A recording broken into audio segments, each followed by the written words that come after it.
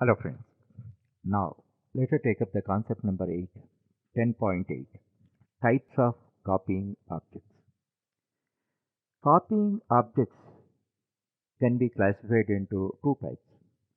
The first one is shallow copying and the second one is a deep copying. Deep copying is also known as cloning. Cloning. This concept we have to understand very practically, and this knowledge is very essential in different contexts. Now, first let us consider the primitive types. Primitive types, first take an example. Byte A is 10 and B also byte. Then B is equal to A we made. Actually, as a result of that, what is happening? Actually, A, it is initialized with a 10. 10. B. B, actually, it is obviously default value 0. Thereafter, B is equal to A. A's value is copied into B. A is assigned to B. As a result of that, what happens? Whatever is the value stored in the A is copied into B variable.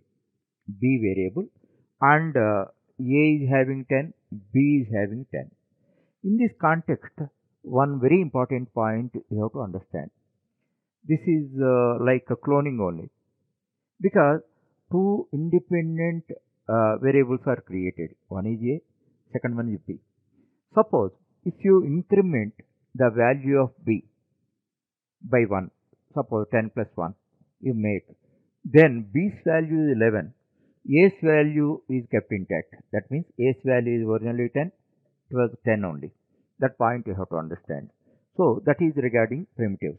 Now our focus is on objects, copying objects. In case of copying objects, what happens? We have to see clearly. This copying can be classified into two groups. One is shallow copying, second one is deep copying. Deep copying is known as cloning. Now we see.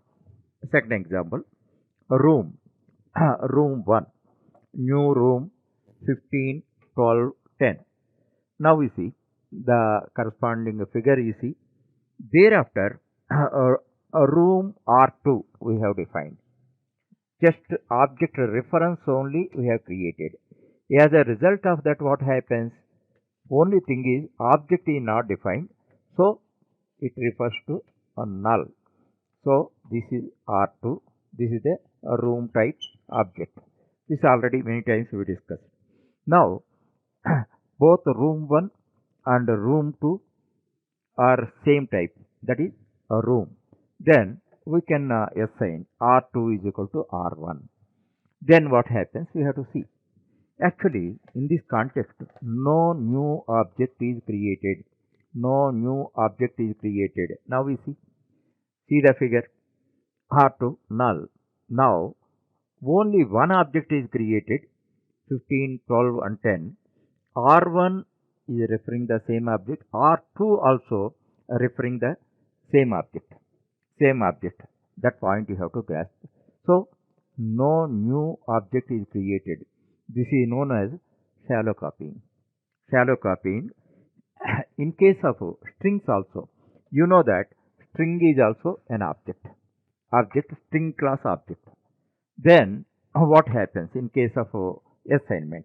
Now we see string name 1, Amar, string name 2, assign name 1, name 1. As a result of that, only one object is there, that is Amar. That is Amar, and here name 1 and name 2 are referring to the same object. So, if you want a proof and all that, what happens? Now, name 1 3, name 1 3 is equal to L. SI.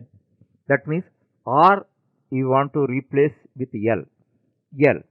Then obviously you know that name 1 hereafter Amal.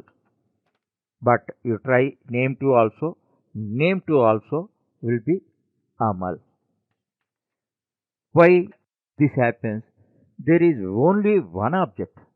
Because of this assignment, shallow copying is done, no new object is created. That means cloning does not happen.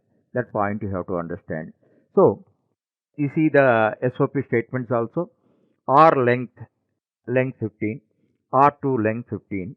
After resigning, R2 length is equal to 20, means length value 20 we are making. Then see the lengths of R1 and R2. R1 length is 20, R2 length is 20. This as a result of shallow copying, this happens.